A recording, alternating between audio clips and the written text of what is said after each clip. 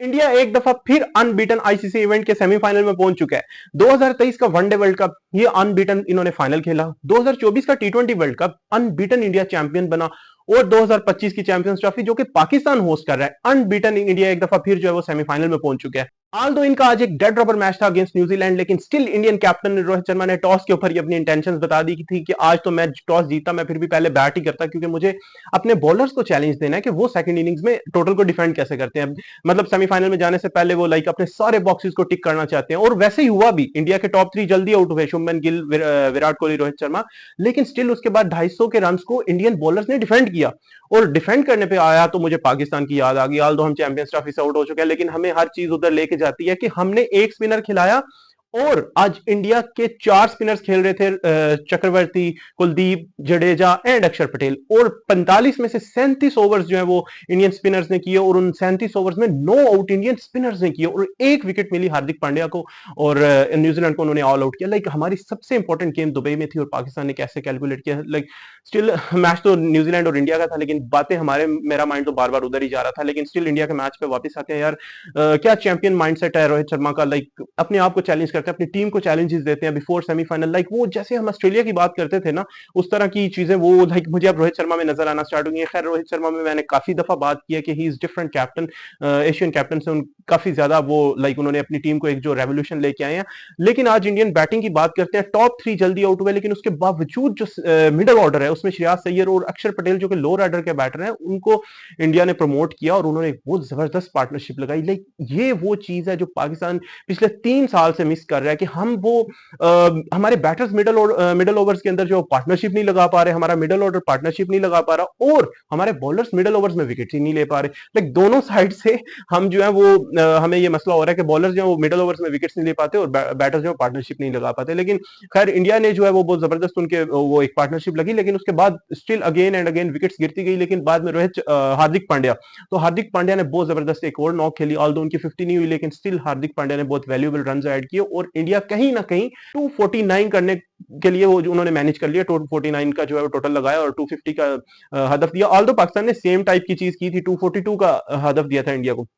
लेकिन यहां पे बारी आई इंडियन स्पिनर्स की, और उनको जो चैलेंज मिला था कि आपने आज डिफेंड करना है, क्योंकि सेमीफाइनल से पहले जाने से पहले हमने अपने सारे बॉक्सेस को टिक करना है, और उन्होंने वो किया। इंडिया ने 6 या 7वें ओवर के अंदर ही अक्षर पटेल को वो ले आए बॉलिंग करने के लिए। एंड मुझे वो बात याद आ गई जो रिजवान ने की कि इंडिया के पास भी एक ही स्पिनर है स्पेशलिस्ट, बाकी तो सारे ऑलराउंडर हैं, तो हमारे पास भी एक अबरार है और बाकी आगा और खुशदिल। लाइक यार कैसे हम पता नहीं कर लेते हैं। लाइक नो डाउट हमारे ऑलराउंडर्स भी अच्छे हैं, लेकिन स्टिल आज जो आपने देखा है कि इंडिया के स्पिनर्स ने जितने नो आउट किए, और इवन न्यूजीलैंड के स्पिनर्स को देखा, उन्होंने भी बहुत जबरदस्त बॉलिंग की है। लेकिन आल दो ये भी बातें हो रही हैं कि इंडिया के सारे मैचेस एक ग्राउंड में, तो इसलिए इंडिया को काफी एडवांटेज है इस चीज पे।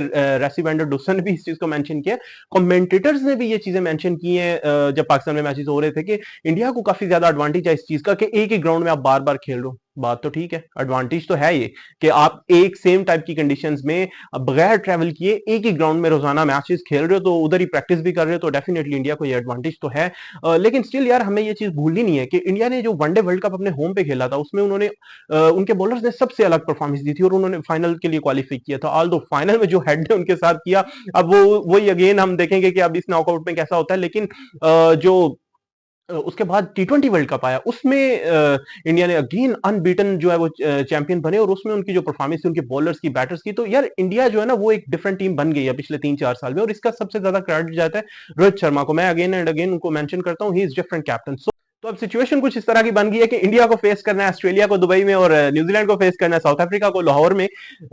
खैर ये बहुत मजे का कॉन्टेस्ट होने जा रहा है, क्योंकि ऑस्ट्रेलिया जो है उससे इंडिया कहीं ना कहीं बदला लेने का सोच रहा होगा, जो उनके साथ होम पे किया था 2023 के वनडे वर्ल्ड कप के फाइनल में। लेकिन स्टिल ये बदला चाहे जीत भी जाए उस लेवल का तो नहीं होगा, लेकिन कहीं ना कहीं दिल जो है उनका भी सेटिस्फाई होगा, थोड़ा ठंडा होगा अगर इंडिया ऑस्ट्रेलिया को कहीं ना कहीं हरा लेता है। और ट्रेविस हेड ने भी जो है ना सारे रन सेव किए हुए इस चैंपियंस ट्रॉफी के, कहीं वो सेमीफाइनल में आगे ना निकाल दे।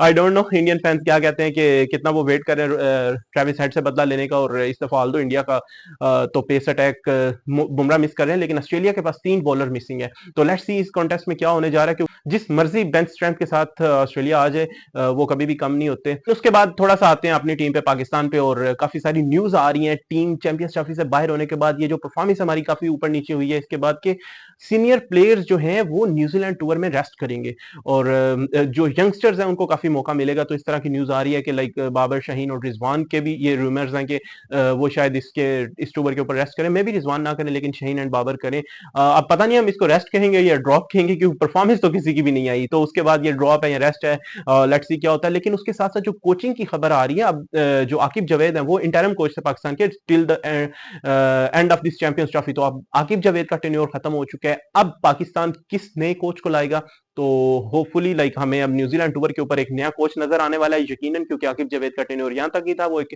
इंटरिम हेड कोच थे। तो होपफुली पाकिस्तान क्रिकेट बोर्ड ने कुछ कैंडिडेट्स को जो है वो सॉर्ट आउट किया होगा और वो अपॉइंट हो जाएगा न्यू हेड कोच। क्योंकि आकिब जावेद के बारे में खैर ये न्यूज आ रही है कि वो डोमेस्टिक क्रिकेट का चार्ज संभालेंगे या वो एनसीए का चार्ज संभालेंगे। होपफुली वो लाइक जो अभी तक न्यूज आ रही है उसके अकॉर्डिंग वो नदीम खान जो डोमेस्टिक क्रिकेट के पहले डायरेक्टर थे, तो अब उनको रिप्लेस करने जा रहे हैं आकिब जावेद। लेट्स सी, अभी कोई ऑफिशियल न्यूज तो नहीं आई, तो क्या ऑफिशियल न्यूज आती है उसका वेट कर रहे हैं। लेकिन उसके साथ साथ हम ये वेट कर रहे हैं कि न्यूजीलैंड टूर के लिए स्क्वाड कब अनाउंस होगा और उस स्क्वाड में क्या चेंजेस होंगी। क्योंकि सीरियसली मतलब लाइक इस स्क्वाड ने जितना डिसअपॉइंट किया ना, लाइक आप खुद बताएं यार, इससे ज्यादा क्या होगा।